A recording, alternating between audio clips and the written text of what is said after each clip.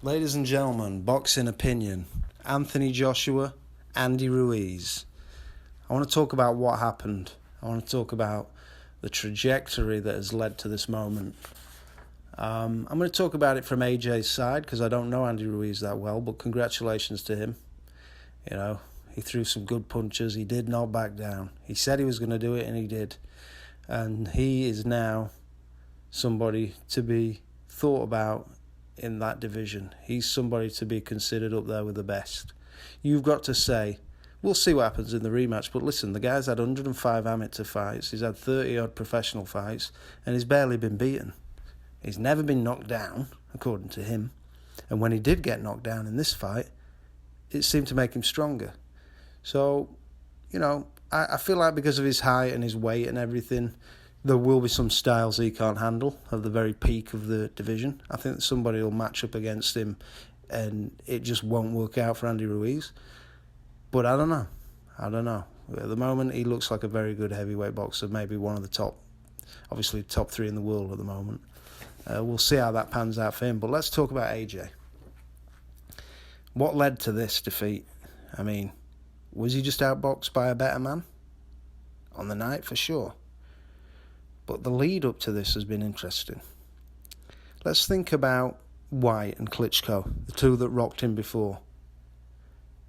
Now, White couldn't follow it up, and AJ got back after relieving the pressure. Klitschko, again, couldn't follow his knockdown up, couldn't capitalise the way Ruiz did with follow-ups. Because Ruiz got him good again a few times. So that's where Ruiz is great, you know. He not only tagged a guy after getting knocked down, but he tagged him again and again.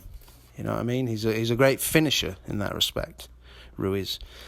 So after being rocked by White and Klitschko, he came through those and his spirit was good. But I want to talk about the uninspiring fights he had with Parker, Takam and Povetkin. Now, why does that matter, that they were uninspiring? You know, I mean, he got the knockdowns in a couple of them, he got the knockouts. They were uninspiring because I think the public opinion started to turn on him. You know, sure, you were getting 80,000 coming to Wembley, or wherever it was. When he didn't get the knockout against Parker, he didn't look that good against Povetkin and Takam at stages. And things sort of were like, well, what's AJ doing? He's supposed to be like, you know, the best thing since sliced bread is Muhammad Ali and Mike Tyson rolled into one. Why aren't he just knocking these guys out? You know, there's that weird sort of expectancy from people who don't know the sport that well and don't know AJ that well. They expected the world, you know, from him. And when he didn't deliver it, the mood sort of changed slightly. Not that much, because he still had the belts, he still got the victories. Then, when Tyson Fury came back and fought Deontay Wilder, as much as those two went against each other, they sort of united on their disliking, their disrespect, their I'm not sure what to call it. They're sort of they did a unified dissing of AJ. Didn't like his boxing, didn't like his team and all this, and they both worked together to lower and aggravate and really just, like I said, disrespect Anthony Joshua. So by the time that Dillian Whyte had his fight with Chisora 20 days later, 3 weeks later, after months of Fury and Wilder abusing AJ, Dillian Whyte beats Chisora, calls AJ out. AJ comes in the ring, doesn't tell everybody what they want to hear, doesn't tell Whyte what he wants to hear. The crowd's going off on him again. So you've got these uninspiring fights. You've got Wilder and Fury mocking him. You've got the Whyte the Whyte fight that he wouldn't agree to. And all I'm saying this for is, basically, you've got a guy who's been rocked by a couple of guys before. So he's rockable. Then you've got a guy who's done everything possible to become a champion. And for reasons he doesn't really know, everybody's just slowly started turning on him, you know. They expect more from him than he's giving in the ring. They believe in these other people talking trash about him. Now, why am I saying all this? Just to show that he was feeling the pressure, basically. That's the lead up to him going into America, which is a pressure-filled situation anyway. He's got DAZN and Eddie Hearn's Matchroom Promotions on his back. He's carrying them in the States. They relying on him. All right, DAZN's got Premier League football coming up, and they've got some other good stuff too, but, a big part of it is the boxing. And he's gone in there, and he's meanwhile getting all this shit because he won't fight Fury and Wyatt and Wilder, even though he probably tried to fight them. But, his name's being tarnished. He's carrying that sort of shit into his American promotional tour. He probably doesn't even want to be in America that much. Especially if he's not getting any love. Why would you? Then he's got Jarrell Miller. He was visibly upset by Jarrell Miller in their press conferences a couple of times. You could tell that what Miller was saying was pissing him off and winding him up. This is all on Joshua, you know what I mean? A different man would take it differently, But I think that turn of public opinion after the 3 uninspiring fights and after the trash talking that went on in December, I think that turn where he wasn't the public favourite anymore, despite the fact he'd done nothing wrong really, that sort of took him into that Miller American promotional showdown with quite a bit on his mind. I don't think he was happy, you know what I mean? Not as happy as he could be. I think he had things to think about. So that's where you're going. But nevertheless, he's ready and he's going to fight Miller. He's angry at Miller for what he's been saying, and he's going to punish him. This is what he's saying. Miller cancels, or Miller gets banned, should we say, for doing drugs. So you got that whole build-up, the whole turning of the crowd's opinion, the whole dissing from his rivals, the whole, Dillian White thing. Then you've got the very fight he's been planning for. And they said Miller and Andy Ruiz were the same style fighter. I don't think that's particularly true. Maybe Miller would have knocked him out, who knows. But the fact is, he was planning for one thing and he got another. And he got it with about 5 weeks to go. All the talk at the time was that this is a problem for Andy Ruiz. Because Andy Ruiz has got to step in at 5 weeks' notice. That's not enough time to plan. Nobody even thought there wasn't enough time for Joshua to put together a plan.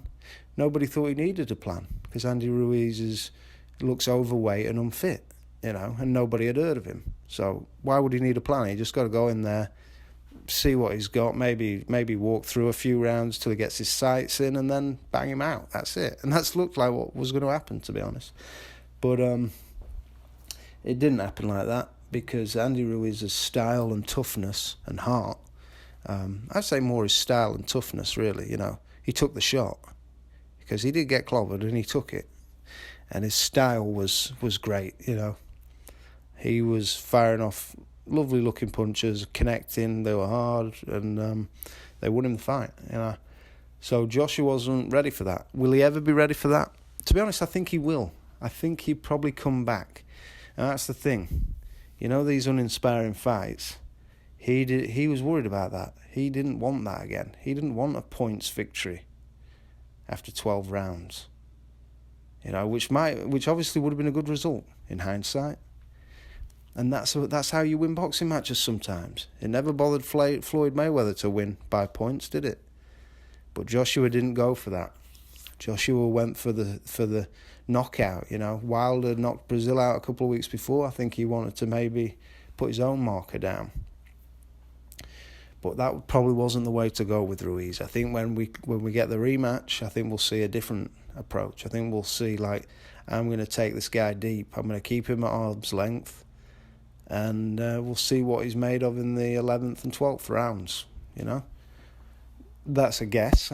Joshua did not look in good shape, did he? You know what I mean? If anything, it looked like he'd be struggling in the 11th and 12th. But that could have been because of the shots to the head he was taking. So we're not sure what physical condition Joshua was in, but that's the sort of external look at the build-up. You know what I mean? We're talking about the the fact that it was easily knockable anyway, so the style didn't match because Ruiz was just going to go for him, and it worked. The uninspiring fights had changed his mindset. You know, it's like, how do I impress the crowd? I got to knock people out instead of just getting the steady points victories. The Fury and Wilder abuse, the Dylan White fight, you know, all this, the Miller cancellation, all this had put him in a mindset in that ring. It wasn't the best one to win. Coming back, he's got 4 or 5 months to plan for Andy Ruiz. Now, you have to say Andy Ruiz is not going to change his style. Why would he? Why would he change what beat him? What beat Joshua? He's going to do the same again. It's probably what he's always done. So Joshua knows what's coming, and he's going to plan for it. And he's going to change what he did. So Andy Ruiz doesn't really know what Joshua's going to do. I mean, that might be marginal, but it could be a big difference too. You know? Depends what attitude AJ comes into the ring with. If he's scared, if he's worried that he's going to get knocked out again just because he can't shake the fear, it might not go well for him. But if he's happy with the plan and it installs him with confidence, then I think Andy Ruiz is in for a much tougher fight, as you would expect, right? You don't expect him to knock AJ out twice in 7 rounds, but he needs a good plan, and he needs to execute it well. You know, I don't know about all this talk about he needs new trainers, he needs this, he needs that. He just needs a better plan for one, first of all. He needs to be in better shape, and he can't get hit as much. He just cannot get hit like that. So that's what I think. That's what I think led up to it. I think it is going to change. I mean, as a competitor, also, he's got to be looking at this kid now. This kid that he was friendly with before, this Andy Ruiz. Oh, well done to Andy Ruiz for stepping in and filling these obligations we've got at Madison Square Garden. This is all happy, good times. We'll have a fight. I'll beat him. He's a good puncher, but I'll beat him. And then on to Wilder. No, that's all changed. Now he's like, fucking hell, that little Mexican guy there knocked the fuck out of me. He took my belts. I have got to get him. I've got to get him back. You know, that's the change in mindset. And that could make a hell of a difference, really. And plus, it's probably going to be in England. You know, I'd say the rematch is a lot more favourable for Joshua. As long as he can get the belief back in his heart, you know. If Ruiz beat him up that badly that he's knocked the confidence out of him, then obviously we'll see that, and the proof will be in the pudding. I mean, Wilder was saying he doesn't think he'll take the rematch, that Ruiz beat it out of him. I think that's a little bit far-fetched. I think nobody made AJ a champion, you know what I mean? He came up from wherever he was. Nobody would have ever heard of Anthony Joshua if he hadn't pulled himself up from the carpets and from the grassroots, you know what I mean? He fought his way to where he was. People say he had it easy, all this shit. Everyone had it easy. If he had it easy, everyone had it easy. Why did he have it easy? Because what? Because Mike Tyson wasn't around, or Lennox Lewis wasn't around to beat him up. That was the same for everybody, you know? So, we'll see. Andy Ruiz had his shot, all right? He had to go to New Zealand, and he didn't. And maybe he was unfairly awarded the loss against Joseph Parker, and Anthony Joshua fought him in England, so maybe you could say that wasn't right. But listen, nobody's had it any easier than anybody else, as far as I'm concerned. And in the rematch, I think we're going to see a more determined, battle-ready Joshua. I'm not saying that's going to beat Andy Ruiz, but I'm not sure what Andy Ruiz is going to be thinking. First of all, Andy Ruiz, he's got to protect his belts now. He had nothing to lose. Now he's got everything to lose. He's got the belts to lose. He's going to be in a foreign country with people screaming at him, against him. And he's got a man who's been thinking about him for 5 months on how he can beat him up. And Andy Ruiz can't change his style. You know what I mean? He can't grow 5 inches. He can't lose all that weight. He's He's got to do again what he did the first time. Will it work? Not sure.